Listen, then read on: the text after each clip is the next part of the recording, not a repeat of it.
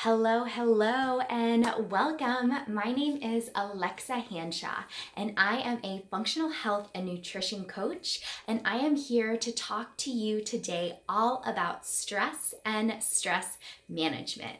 Did you know there are actually two different types of stress? There's acute stress and there's chronic stress.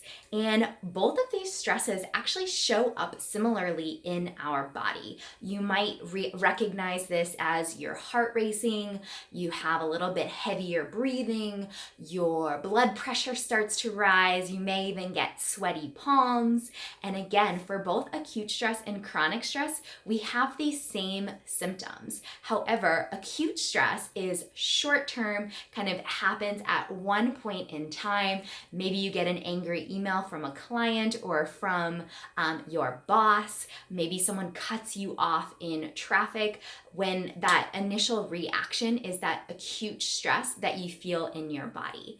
Working into chronic stress is the buildup of stress in your system and really long-term stress. So yes, this can include multiple acute stress triggers, but this also looks like the buildup of inflammation in your body by, eating certain foods that aren't as healthy for your body. This can look like, the types of thoughts that you have. So constantly having negative thoughts start to build up stress in your system. And then lack of sleep is another great example of things that can really build up to cause this chronic stress that we feel in our systems day in and day out.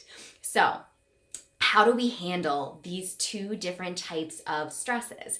Acute stress, our body is meant to handle it. We feel it, our body, has our reactions, and we typically can move on from those acute stress triggers. Now, the chronic stress is something that our body is not meant to handle, or historically our ancestors did not have this acute stress buildup in our system.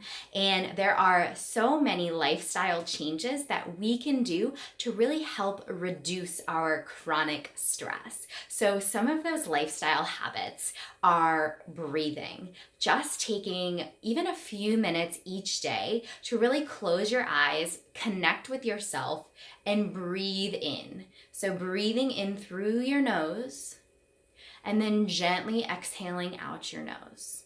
By taking a few moments, just like that, you're allowing your heart to settle down, you're bringing your blood pressure down, and you're changing your focus from everything that's happening outside that you don't have control over inward to the things you do have control over. Second tip is really eating nutrient-dense foods. And this helps reduce inflammation in your body, which causes that stress. The third one is moving daily. And this is personal to you. You can move daily by walking. You can move daily by lifting weights. You can move daily by going for a swim or a bike ride.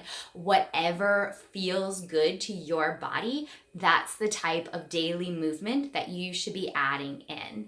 And then the fourth one is really prioritizing sleep. And I know that is definitely difficult. That tends to be the first thing we let go whenever we notice that we're short on time, but that can make a huge difference in your stress levels and in your anxiety levels.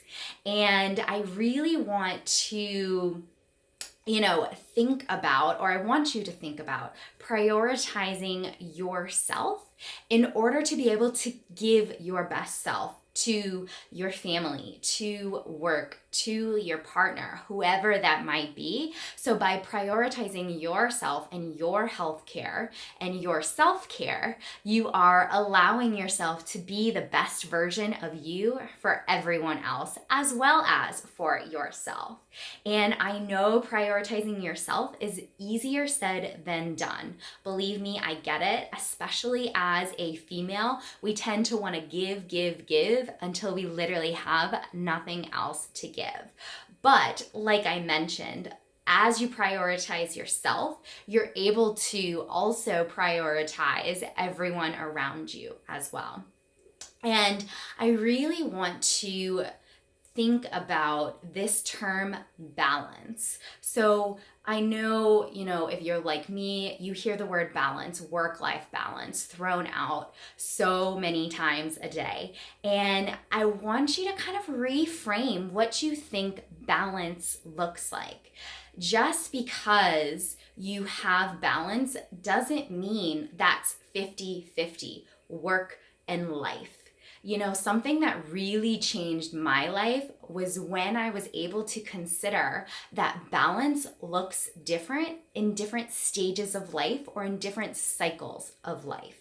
So, for example, balance for me right now, I do not have a child. I'm kind of focused on work and focused on, my husband and my dog. So balance for me might lean a little bit more heavily towards work, might be 60%, 70% work, and might be 30% life.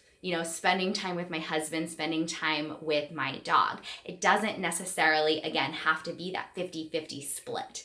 Another example of that is, someone who is a new parent, a new mom, a new dad. Your life balance may look a little bit different. It might shift a little bit more and be 70% life and 30% work.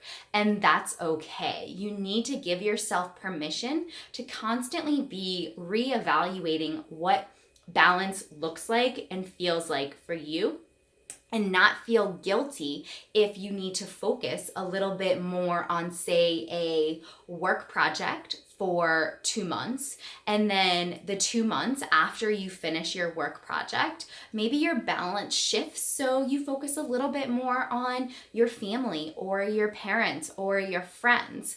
Again, giving yourself that permission to understand balance doesn't always have to look the same, and balance doesn't look the same for everyone, and balance can shift. So almost like a scale, it doesn't have to be even. It can be up a little bit, down a little bit at any time. And with that balance, super important is learning to say no so you can say yes. So really considering what is important to you now, what is important to you in the future, and things that you're saying no to or yes to, is that getting you closer to where you want to be? Or is that just filling up your time so you feel busy? And by saying no to certain items, again, even though I know it's hard, that will give you the space and the time to be able to say yes to the things that you really want to do, really need to do. And I just want to quickly reiterate a few things that we've talked about today. I know I've gone through a lot, so, just wanted to re-mention, we do have and feel in our bodies 2 different types of stress. We have our acute stress, which is the type of stress our body is meant to handle and is actually healthy for us to feel. And then we have our chronic stress. And this is new, in our 21st century lifestyles that has come up with the constant acute stress, the constant option for convenient and easy foods and limited movement and lack of sleep. And what we can really focus on is our chronic stress management. And a few of the tips that I mentioned that, can really make a big difference today is focusing on your breath, breathing deeply a few times a day, connecting to yourself.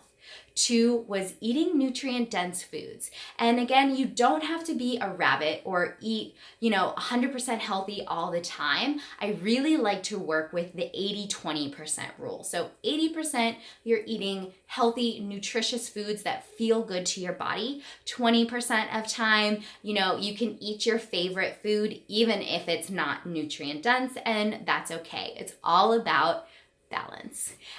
Number 3 is really move daily, however that feels good to you. And then 4 was prioritize sleep and prioritize your self-care. As we talked about, recognizing what balance looks like for you today may look different in 6 months from now, or may look different from your neighbor. And that's okay. Giving yourself that permission to really, again, connect in with yourself, your goals, your priorities, in order to feel and notice what your balance should look like. And that really kind of rounds out what we just talked about, which was being able to say no in order to prioritize what you can say yes to.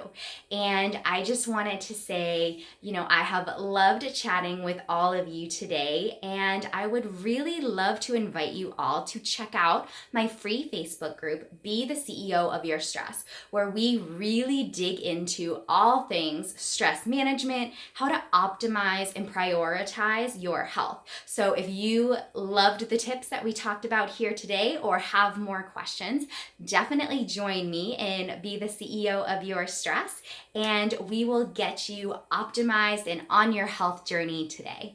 Thank you so much. Again, I'm Alexa Hanshaw, a functional health and nutrition coach, and I will see you next time.